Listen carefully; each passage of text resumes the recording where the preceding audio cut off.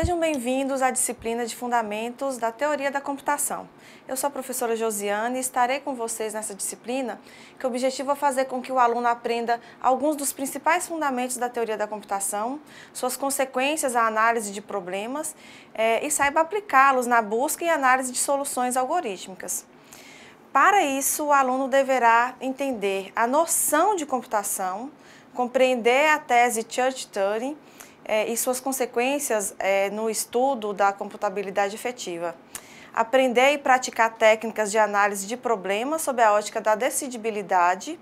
Aprender e praticar o conceito de classes de complexidade de algoritmos e suas consequências à computabilidade prática. Para que tenhamos um bom resultado, será necessária a dedicação de vocês nos estudos, nas atividades, na sala virtual, mas também é muito importante que vocês leiam o material disponibilizado para o estudo no AVA. Será muito importante também que você faça leituras complementares e tire suas dúvidas nos fóruns da disciplina. Eu estarei acompanhando vocês e os tutores nesse processo. Vamos ao conteúdo da aula de hoje. Hoje vamos aprender sobre conjuntos, relações e funções, conjuntos recursivamente enumeráveis e faremos uma introdução às linguagens formais, além de compreender a indecidibilidade de problemas. A teoria da computação teve início nos primeiros anos do século XX, antes da invenção dos modernos computadores eletrônicos. Naquele período, após a famosa palestra do matemático alemão David Hilbert, em que ele listou os maiores desafios do campo da matemática para o século vindouro, os matemáticos se debruçavam sobre o 10º problema de Hilbert, tentando descobrir quais problemas matemáticos poderiam ser resolvidos por um método efetivo e quais não poderiam. O primeiro passo estava em definir o significado de um método efetivo, para resolver esse problema. Em outras palavras, eles precisavam de um modelo formal da computação. Diversos modelos diferentes da computação foram propostos pelos primeiros pesquisadores. Um modelo conhecido como a máquina de Turing, que propunha a construção de uma máquina universal capaz de operar uma sequência de instruções e dados entremeados em uma fita de comprimento finito. A máquina poderia operar em um ponto da fita de cada vez, utilizando um cabeçalho de leitura e escrita, executando assim a programação que lhe fosse passada. Outro modelo se baseia em funções recursivas, compostas para operar diretamente sobre os números. Uma abordagem similar é o cálculo de lambda. Outra classe de abordagens trabalham com regras gramaticais, operando sobre cadeias de caracteres, como é o caso das cadeias de Markov e dos sistemas de Post.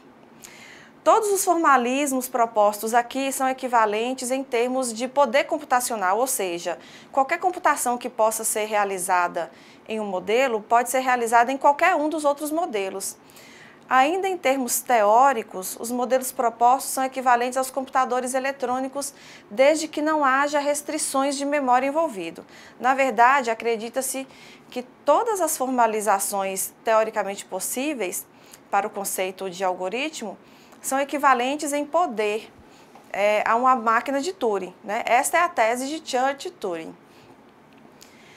As questões relativas à possibilidade de realizar certos tipos de computação em determinados tipos de máquina ou formalismo teórico são investigadas pela teoria da computabilidade. Para que possamos entender todos esses conceitos, nós vamos por partes. Primeiro, precisamos nos lembrar de um conceito matemático muito importante, que é a teoria dos conjuntos. O conjunto é uma abstração matemática que captura o conceito de uma coleção de objetos. Os objetos de um conjunto, chamado elementos ou membros do conjunto, podem ser também conjuntos.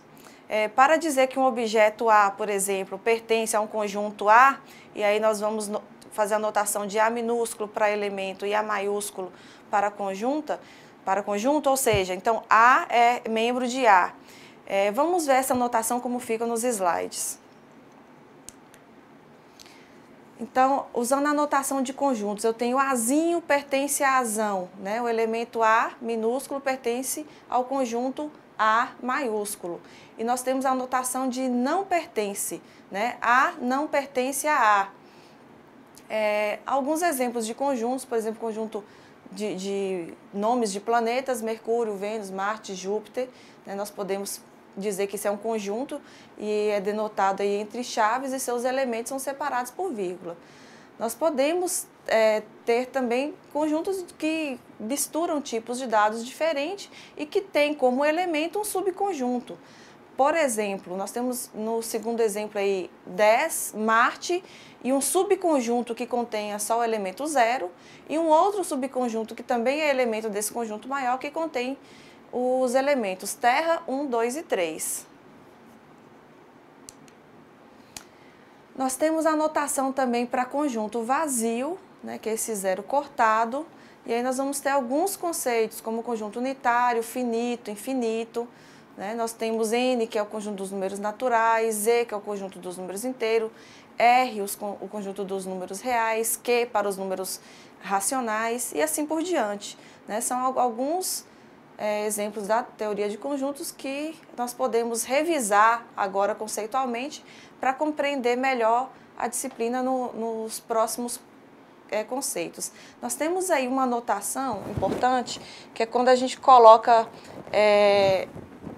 o pertencimento de um elemento x, tal que P de x. Então, exemplo, nós temos K, tal que K seja igual a 2N mais 1 e N seja um elemento do conjunto dos números naturais. Então, nós podemos fazer a leitura dessa notação dessa forma. Num outro exemplo, nós temos K pertencente aos reais, tal que K seja um número entre 0 e 1, incluindo 0 e 1, porque está 0 menor ou igual, a K menor ou igual a 1. Para a gente relembrar, então, as notações básicas aí a respeito de conjuntos. Devemos lembrar também que os conjuntos podem se relacionar de formas diversas. Vamos acompanhar no slide. Nós temos a relação aí de subconjunto, onde eu tenho que A é um subconjunto de B, então eu digo que A está contido em B. Se somente se, para todo x, eu tenho a regra que x pertence a A, implica diretamente que x pertence a B também. Nós vamos fazer a notação de subconjunto próprio também e dizer que o subconjunto próprio acontece quando se A está contido em B e A é diferente de B, quer dizer, ele está contido, mas não é o próprio conjunto B. Então, exemplos aí a gente poderia dizer que o conjunto vazio, aliás, que o elemento vazio, ele é subconjunto de qualquer conjunto, Então, o vazio está contido em A. E subconjunto próprio, nós faremos a anotação de que vazio está contido em A, se A for diferente de vazio. Então, A seria um subconjunto próprio.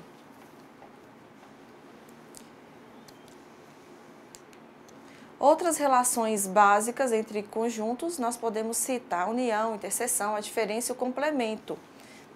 A união, quando eu tenho A união B, a regra é x, tal que x pertence a A ou x pertence a B. Então, é condição necessária que x pertença a pelo menos um desses conjuntos para que ele pertença à união A união B. Já na interseção, nós temos a regra, a interseção com B é igual a x, tal que x pertence a A e x pertence a B. Então, nós temos uma condição de E lógico aí, que obriga a participação desse elemento nos dois conjuntos ao mesmo tempo. Quer dizer, se ele pertence a A e também necessariamente pertence a B, então ele pode pertencer à interseção B. A diferença entre conjuntos, nós denotamos aí como A menos B, a regra é x, tal que x pertence a A e x não pertence a B. Então, portanto, eu teria a diferença, quer dizer, quais são os elementos que pertencem a A, mas que não pertencem a B. Então, eu tenho a diferença do conjunto A com B. E o complemento de A, que é denotado com A barra, que é o conjunto universo menos A.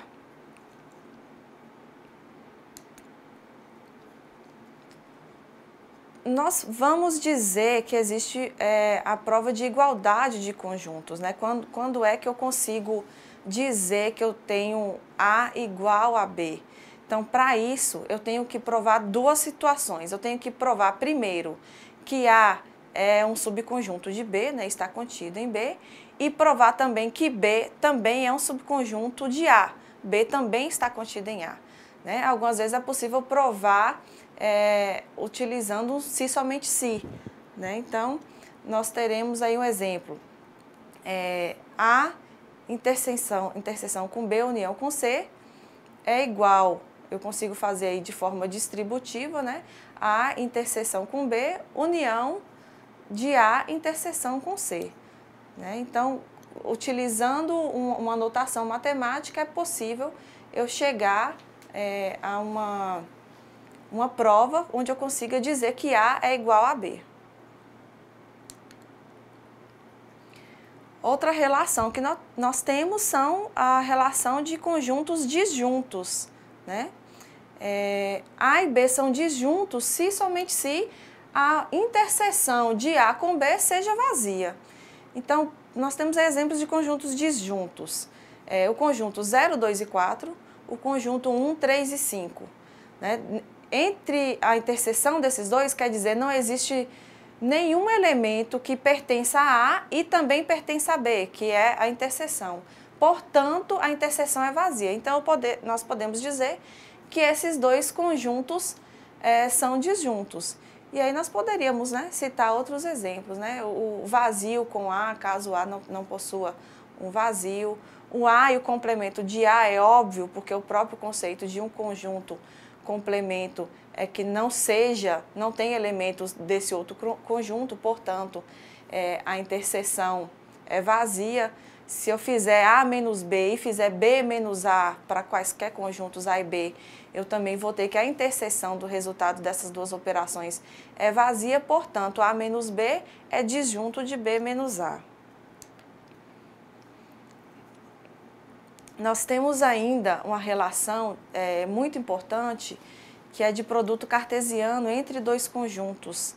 Entre os conjuntos A e B, por exemplo, eu digo A cartesiano B, né? E aí eu vou ter os dois elementos que formam o meu par ordenado Azinho e Bzinho, tal que o Azinho pertence a A e o Bzinho pertence a B.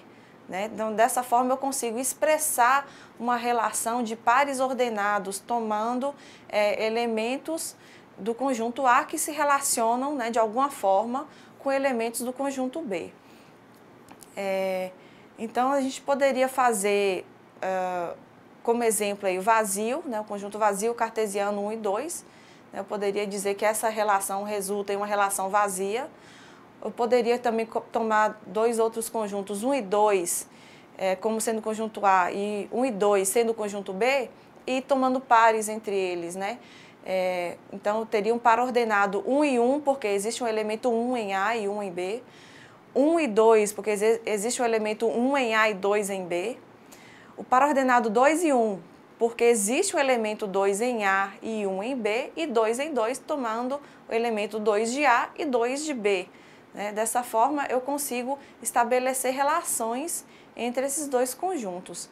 É uma regra que nós temos também em relação ao número de elementos A cartesiano B. Né? Nós temos que, nós vamos ter de possibilidades o conjunto de elementos de A vezes o conjunto dos elementos de B, se A e B forem, né, conjuntos finitos. Né? Essa é uma regra que vale lembrar. Vamos tomar agora uma relação de N argumentos A1 até a N.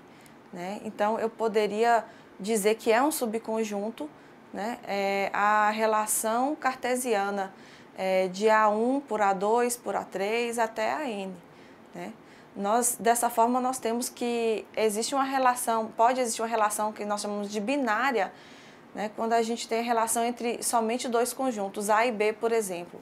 E aí nós dizemos, se nós estamos dizendo A cartesiano B, né, nós dizemos que a relação está contida em A cartesiano B, nós vamos dizer que A vai representar o domínio, B vai representar o contradomínio, e a imagem é justamente a relação explícita que nós teríamos desses pares ordenados. Então, como é que eu represento isso em linguagem matemática? Eu digo que a imagem é y, tal que xy pertence a R, que é essa relação, para algum x, né?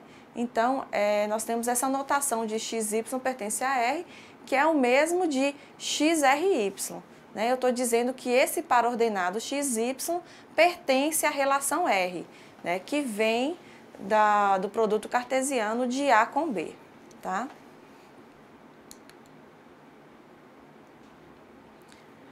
Um outro conceito importante que nós temos é o conceito de função.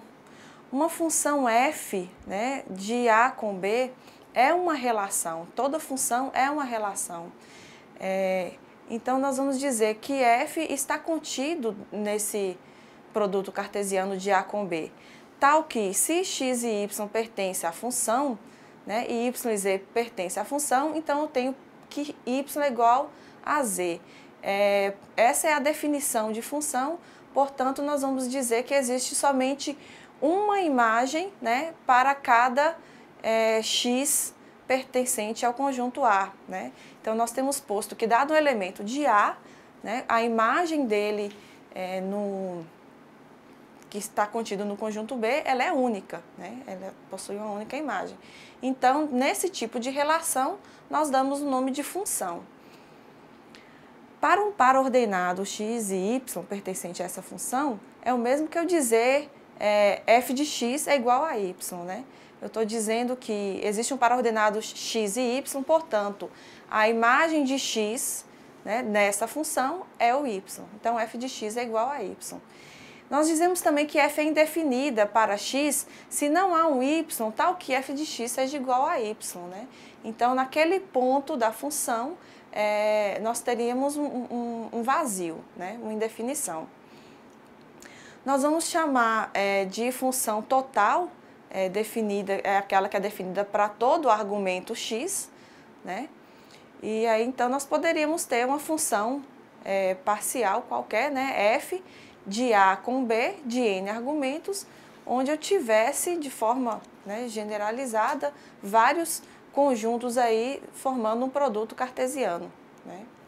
Uma outra forma de relacionar e de categorizar essas funções, né, que vai ser bastante importante para a gente, é a noção do que é a função injetora, sobrejetora e bijetora. E aí nós temos essas definições que eu preciso que vocês estudem a fundo e façam inclusive leituras complementares, porque elas serão fundamental para a definição que nós veremos de linguagem mais para frente. A função injetora, nós temos a regra que diz que para todo x, né, o y, nós teremos o y, tal que o x seja diferente desse y, portanto, o meu f de x tem que ser diferente também do meu f de y, né? Então, nós temos aí uma função injetora. Eu poderia ter uma função injetora dos números naturais aos naturais, por exemplo, né, tal que f de n fosse igual a 2n. Então, para cada n diferente, eu teria um f de n diferente. Então, quando eu tenho esse caso, eu digo que a minha função é injetora. Então, essas funções aí do tipo linear, né, são funções injetoras.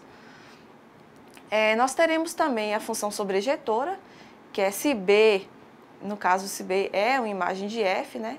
Então, eu poderia ter um conjunto aí dos números inteiros, de modo geral, aplicado aos números naturais, tal que a minha função g de n fosse um módulo de n, né? Então, se eu tomasse um n1, eu teria um módulo igual a 1. Então, meu g de n seria igual a 1. Mas eu teria também, se eu tomasse o n menos 1, eu teria que o módulo de n, né, que é o meu g de menos 1, seria também igual a 1. Né? Então, eu teria dois y possíveis, aliás, um y possível para dois diferentes x, né? Ou n, conforme a notação que está sendo utilizada. E aí nós vamos dizer que a função ela é bijetora se ela é injetora e sobrejetora ao mesmo tempo, né? Então, no exemplo aí, poderia ter uma função h de n, 2n, se n for maior do que zero, né? Então, nós teríamos também um outro exemplo de h de n igual a menos 2n mais 1, se n for menor do que zero. Então, façam o teste aí durante a aula e atribuindo valores a n nessas duas funções e verifiquem se elas estão cumprindo a regra de ser uma função injetora e sobrejetora também conforme a definição, tá? Deixo isso como questão para o final da aula. Nós temos ainda um outro conceito importante que é a cardinalidade. Nós vamos representar como card de A é igual a card de B, se existe uma função bijetora de A para B. E a cardinalidade, então, vai ser o número de elementos que eu tenho em A, né? E card de B é o número de elementos que eu tenho em B. Então, nós podemos dizer que card de A é igual a card de B se o módulo nós representamos dessa forma, né, na notação de conjuntos. O módulo de A, que é o número de elementos de A, seja igual ao módulo de B, que é o número de elementos de B, caso, logicamente, se A e B, né, sejam conjuntos finitos. E aí nós vamos dizer que se A é infinito, então, se existe um x, né, contido em A, tal que a cardinalidade de x seja igual à cardinalidade de A, né, para qualquer conjunto x. Então, eu poderia ter conjunto infinitamente grande aí contido em A. Portanto, eu diria que A é um conjunto infinito. Essas definições são importantes porque nós precisamos chegar ao conceito de conjunto enumerável. Agora, de posse de todos esses conceitos, então, nós vamos definir um conceito bastante importante na teoria da computação, que são os conjuntos enumeráveis. Para determinar se dois conjuntos finitos, A e B, têm o mesmo tamanho, então, basta contar o número de elementos de cada um e verificar se o resultado é o mesmo, né?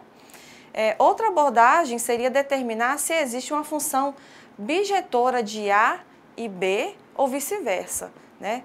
No caso de conjuntos infinitos, evidentemente, não é possível contar um número de seus elementos.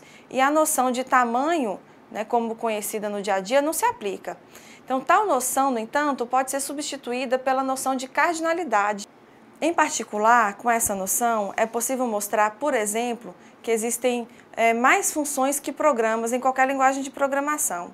Ou seja, um conjunto de todas as funções, né, que é um conjunto infinito, é maior que o conjunto de todos os programas, também infinito, o que permite concluir que existem funções que não são programáveis em qualquer linguagem de programação. Então, nós temos que um conjunto infinito é aquele que possui uma quantidade ilimitada de elementos. Mais precisamente, um conjunto infinito pode ser definido como aquele que tem um subconjunto próprio e de mesma cardinalidade.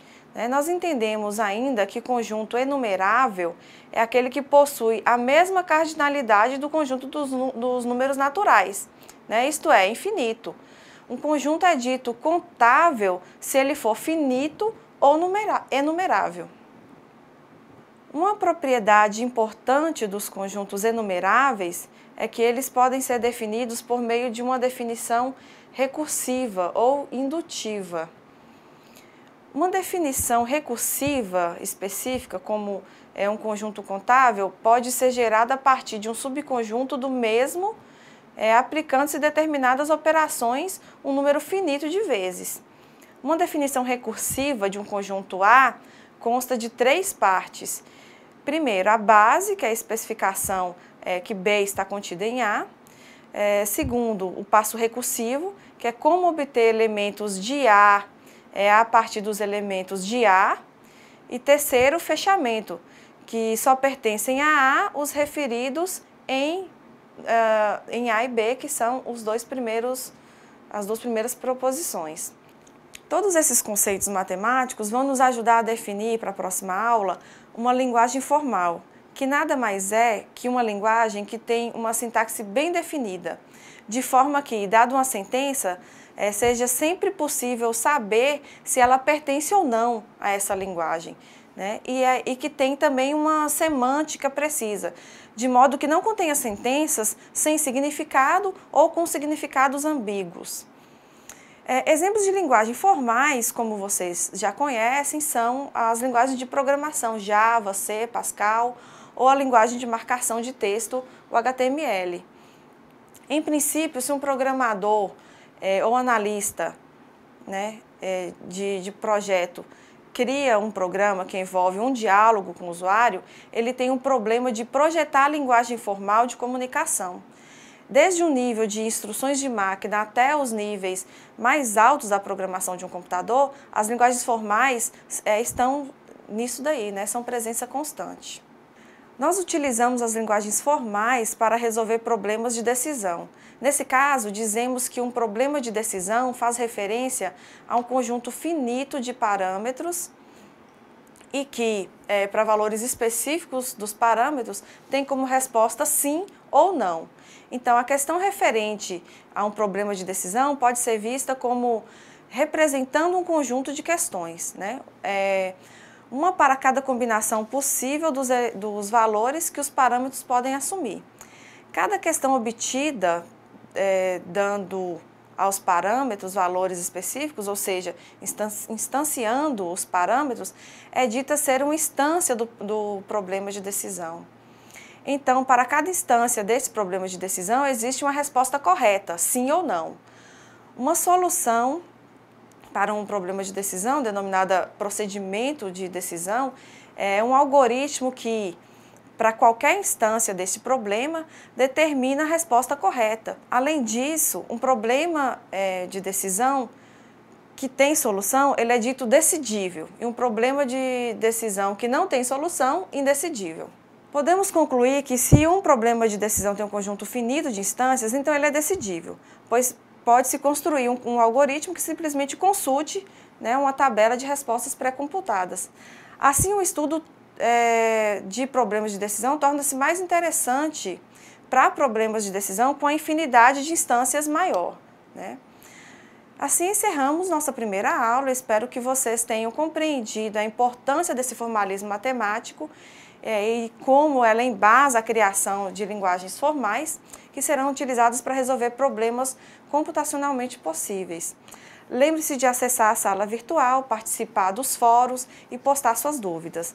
Consulte o material didático sempre que necessário. Utilize material complementar também para estudo, tá? Por hoje é só. Bons estudos e até a próxima aula.